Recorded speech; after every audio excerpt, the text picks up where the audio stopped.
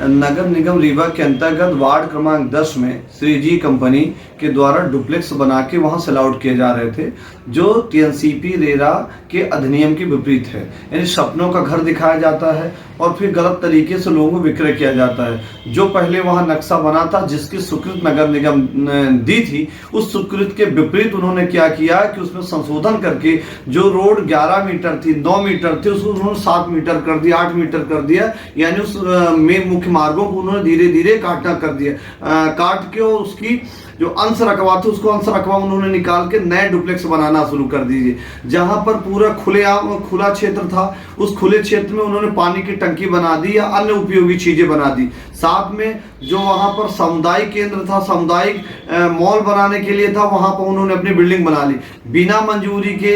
उनके द्वारा ये कार्य किए गए हैं और साथ में जो उन्होंने पहली बार नक्शा पास किया था, उस नक्शे में कई बार भिन्नताएं हैं। इस संबंध में हमने टीएनसीपी, रेरा और आर्थिक अपराध अन्वेषण ब्यूरो को इनकी लिखित शिकायत की है और लिखित शिकायत में हमने कहा कई बार उसमें नक्शे में इन्होंने सुधार कराया है।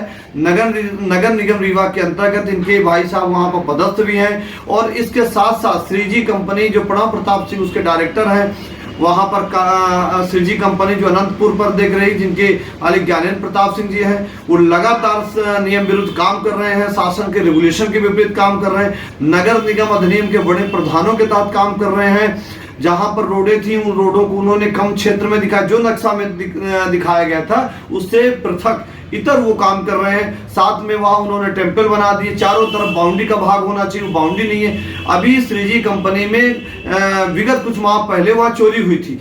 चोरी कैसे हुई? चारों तरफ बाउंड्री का भाग नहीं है। तो जब आपने जो प्लानिंग दिखाई थी, जो योजना दिखाई थी, उस योजना के विपरीत उन्होंने काम किया है और वहां पर आज तक सोसाइटी का गठन नहीं किया गया है। इतने विगत कई वर्षों से वहां रहवासी रह रहे हैं, तो आपने सोसाइटी का गठन आज दिनांक तक क्यों नहीं किया है?